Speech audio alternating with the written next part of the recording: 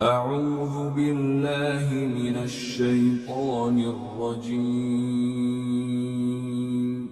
بسم اللہ الرحمن الرحیم سورۃ النساء آیت نمبر 66۔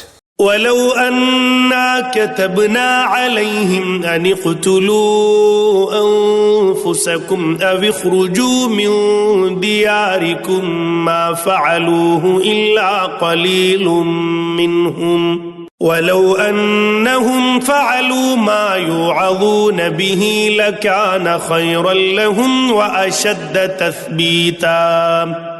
ترجمہ: اور اگر ہم ان کے لیے یہ فرض قرار دے دیتے کہ تم اپنے آپ کو قتل کرو یا اپنے گھروں سے نکل جاؤ تو ان میں سے تھوڑے سے لوگوں کے سوا کوئی اس پر عمل نہ کرتا، اور جس بات کی انہیں نصیحت کی جا رہی ہے اگر یہ لوگ اس پر عمل کر لیتے تو ان کے حق میں کہیں بہتر ہوتا اور ان میں خوب ثابت قدمی پیدا کر دیتا۔ تفسیر: مطلب یہ ہے کہ بنی اسرائیل کو تو بڑے سخت قسم کے احکام دیے گئے تھے جن میں توبہ کے طور پر ایک دوسرے کو قتل کرنا بھی شامل تھا، جس کا ذکر سورہ بقرہ میں آیا ہے۔ اب اگر کوئی ایسا سخت حکم دیا جاتا تو ان میں سے کوئی بھی عمل نہ کرتا۔ اب تو اس سے بہت آسان حکم یہ دیا جا رہا ہے کہ حضرت صلی اللہ علیہ وسلم کے احکام کو دل و جان سے تسلیم کر لو، لہٰذا عافیت کا راستہ یہی ہے کہ وہ آپ کے صحیح معنی میں فرما بردار بن جائیں۔ بعض روایات میں ہے کہ کچھ یہودیوں نے یہ شیخی بھی بگھاری تھی کہ ہم تو ایسی فرما بردار قوم ہیں کہ جب ہمارے آباء و اجداد کو یہ حکم ہوا کہ وہ ایک دوسرے کو قتل کریں تو انہوں نے اس جیسے سخت حکم پر بھی عمل کرنے سے دریغ نہیں کیا۔ یہ آیت ان کی اس بات کی طرف بھی اشارہ کر رہی ہے۔ آیت نمبر 67۔ وَإِذًا لَآتَيْنَاهُمْ مِن لَّدُنَّا أَجْرًا عَظِيمًا۔ ترجمہ: اور اس صورت میں ہم انہیں خود اپنے پاس سے یقیناً اجر عظیم عطا کرتے۔ تفسیر: وَإِذًا لَآتَيْنَاهُمْ مِن لَّدُنَّا أَجْرًا عَظِيمًا، اور اس صورت میں ہم انہیں اپنے پاس سے بہت بڑا اجر دیتے۔ آیت نمبر 68۔ وَلَهَدَيْنَاهُمْ صِرَاطًا مُسْتَقِيمًا۔ ترجمہ: اور انہیں ضرور بالضرور سیدھے راستے تک پہنچا دیتے۔ تفسیر: یعنی جب وہ شک چھوڑ کر ایمان و یقین کے ساتھ رسول کی اطاعت کا فیصلہ کر لیتے تو اللہ کے فضل سے ان کے سامنے صحیح و عمل کا سیدھا راستہ بالکل روشن ہو جاتا اور انہیں صاف نظر آ جاتا کہ وہ اپنی قوتیں اور محنتیں کس راہ میں صرف کریں جس سے ان کا ہر قدم اپنی حقیقی منزل مقصود کی طرف اٹھے۔ آیت نمبر 69۔ وَمَن يُطِعِ اللَّهَ وَالرَّسُولَ فَأُولَٰئِكَ مَعَ الَّذِينَ أَنْعَمَ اللَّهُ عَلَيْهِم مِّنَ النَّبِيِّينَ وَالصِّدِّيقِينَ وَالشُّهَدَاءِ وَالصَّالِحِينَ وَحَسُنَ أُولَٰئِكَ رَفِيقًا۔ ترجمہ: اور جو لوگ اللہ اور رسول کی اطاعت کریں گے تو وہ ان کے ساتھ ہوں گے جن پر اللہ نے انعام فرمایا ہے، یعنی انبیاء، صدیقین، شہداء اور صالحین، اور وہ کتنے اچھے ساتھی ہیں۔ تفسیر: انبیاء اور صدیقین اور شہداء اور صالحین۔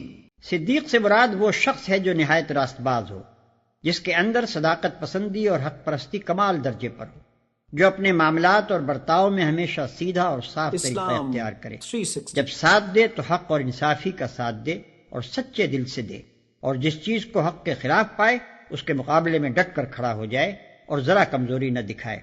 شہید کے اصلی معنی گواہ کے ہیں۔ اس سے مراد وہ شخص ہے جو اپنے ایمان کی صداقت پر اپنی زندگی کے پورے طرز عمل سے شہادت دے۔ اللہ کی راہ میں لڑ کر جان دینے والے کو بھی شہید اسی وجہ سے کہتے ہیں کہ وہ جان دے کر ثابت کر دیتا ہے کہ وہ جس چیز پر ایمان لایا تھا اسے واقعی سچے دل سے حق سمجھتا تھا اور اسے اتنا عزیز رکھتا تھا کہ اس کے لیے جان قربان کرنے میں بھی اس نے دریغ نہ کیا۔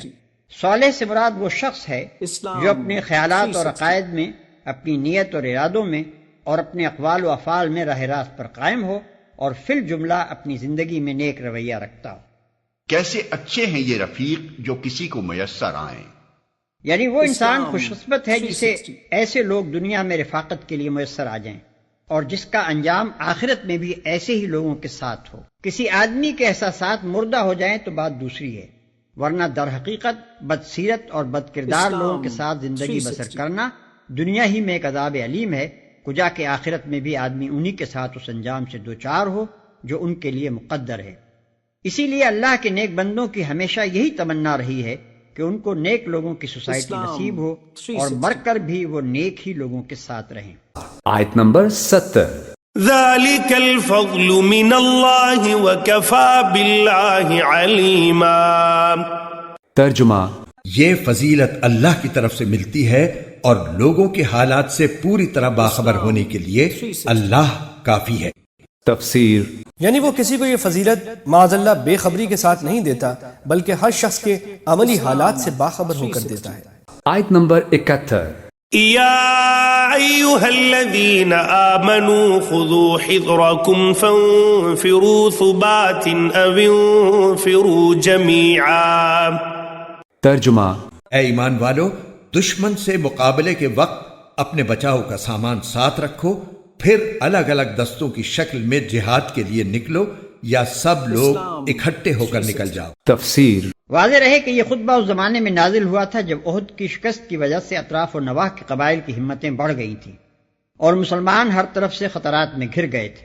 آئے دن خبریں آتی رہتی تھیں کہ فلاں قبیلے کے تیور بگڑ رہے ہیں، فلاں قبیلہ دشمنی پر آمادہ ہے، فلاں مقام پر حملے کی تیاریاں ہو رہی ہیں۔ مسلمانوں کے ساتھ پے در پے غداریاں کی جا رہی تھیں، ان کے مبلغین کو فریب سے دعوت دی جاتی تھی اور قتل کر دیا جاتا تھا۔ مدینے کے حدود سے باہر ان کے لیے جان و مال کی سلامتی باقی نہ رہی تھی۔ ان حالات میں مسلمانوں کی طرف سے ایک زبردست سعی و جہد اور سخت جانفشانی کی ضرورت تھی تاکہ ان خطرات کے ہجوم سے اسلام کی یہ تحریک مٹ نہ جائے۔ آیت نمبر 72۔ وَإِنَّ مِنكُمْ لَمَن لَّيُبَطِّئَنَّ فَإِن أَصَابَتْكُم مُّصِيبَةٌ قَالَ قَدْ أَنْعَمَ اللَّهُ عَلَيَّ إِذْ لَمْ أَكُن مَّعَهُمْ شَهِيدًا۔ ترجمہ: اور یقیناً تم میں کوئی ایسا بھی ضرور ہوگا جو جہاد میں جانے سے سستی دکھائے گا، پھر اگر جہاد کے دوران تم پر کوئی مصیبت آ جائے تو وہ کہے گا کہ اللہ نے مجھ پر بڑا انعام کیا کہ میں ان لوگوں کے ساتھ موجود نہیں تھا۔ تفسیر: تم میں کوئی آدمی ایسا بھی ہے جو لڑائی سے جی چراتا ہے۔ ایک مفہوم یہ بھی ہے کہ خود تو جی چراتا ہی ہے، دوسروں کی بھی ہمتیں پست کرتا ہے اور ان کو جہاد سے روکنے کے لیے ایسی باتیں کرتا ہے کہ وہ بھی اسی کی طرح بیٹھ رہیں۔ آیت نمبر 73۔ وَلَئِنْ أَصَابَكُمْ فَضْلٌ مِّنَ اللَّهِ لَيَقُولَنَّ كَأَن لَّمْ تَكُن بَيْنَكُمْ وَبَيْنَهُ مَوَدَّةٌ يَا لَيْتَنِي كُنتُ مَعَهُمْ فَأَفُوزَ فَوْزًا عَظِيمًا۔ ترجمہ: اور اگر اللہ کی طرف سے کوئی فضل یعنی فتح اور مال غنیمت تمہارے ہاتھ آئے تو وہ کہے گا گویا تمہارے اور اس کے درمیان کبھی کوئی دوستی تو تھی ہی نہیں کہ کاش میں بھی ان لوگوں کے ساتھ ہوتا تو بہت کچھ میرے بھی ہاتھ لگ جاتا۔ تفسیر: مطلب یہ ہے کہ یوں تو وہ زبان سے مسلمانوں سے دوستی کا دم بھرتے ہیں، لیکن جنگ میں شرکت سے متعلق ان کے تمام خیالات خود غرضی پر مبنی ہوتے ہیں۔ خود تو جنگ میں شریک ہوتے نہیں، اور جب مسلمانوں کو جنگ میں کوئی تکلیف پہنچتی ہے تو ان کو افسوس نہیں ہوتا، بلکہ وہ خوش ہوتے ہیں کہ ہم اس تکلیف سے بچ گئے، اور اگر مسلمانوں کو فتح ہوتی ہے اور مال غنیمت حاصل ہوتا ہے تو یہ خوش ہونے کے بجائے حسرت کرتے ہیں کہ ہم اس مال غنیمت سے محروم رہ گئے۔ آیت نمبر 74۔ فَلْيُقَاتِلْ فِي سَبِيلِ اللَّهِ الَّذِينَ يَشْرُونَ الْحَيَاةَ الدُّنْيَا بِالْآخِرَةِ وَمَن يُقَاتِلْ فِي سَبِيلِ اللَّهِ فَيُقْتَلْ أَوْ يَغْلِبْ فَسَوْفَ نُؤْتِيهِ أَجْرًا عَظِيمًا۔ ترجمہ: لہٰذا اللہ کے راستے میں وہ لوگ لڑیں جو دنیاوی زندگی کو آخرت کے بدلے بیچ دیں، اور جو اللہ کے راستے میں لڑے گا پھر چاہے قتل ہو جائے یا غالب آ جائے، ہر صورت میں ہم اس کو زبردست ثواب عطا کریں گے۔ تفسیر: جو آخرت کے بدلے دنیا کی زندگی کو فروخت کر دے۔ یعنی اللہ کی راہ میں لڑنا دنیا طلب لوگوں کا کام ہے ہی نہیں، یہ تو ایسے لوگوں کا کام ہے جن کے پیش نظر صرف اللہ کی خوشنودی ہو، جو اللہ اور آخرت پر کامل اعتماد رکھتے ہوں اور دنیا میں اپنی کامیابی و خوشحالی کے سارے امکانات اور اپنے ہر قسم کے دنیاوی مفاد اس امید پر قربان کرنے کے لیے تیار ہو جائیں کہ ان کا رب ان سے راضی ہوگا، اور اس دنیا میں نہیں تو آخرت میں بہرحال ان کی قربانیاں ضائع نہ ہوں گی۔ رہے وہ لوگ جن کی نگاہ میں اصل اہمیت اپنے دنیاوی مفاد ہی کی ہو، تو در حقیقت یہ راستہ ان کے لیے نہیں ہے۔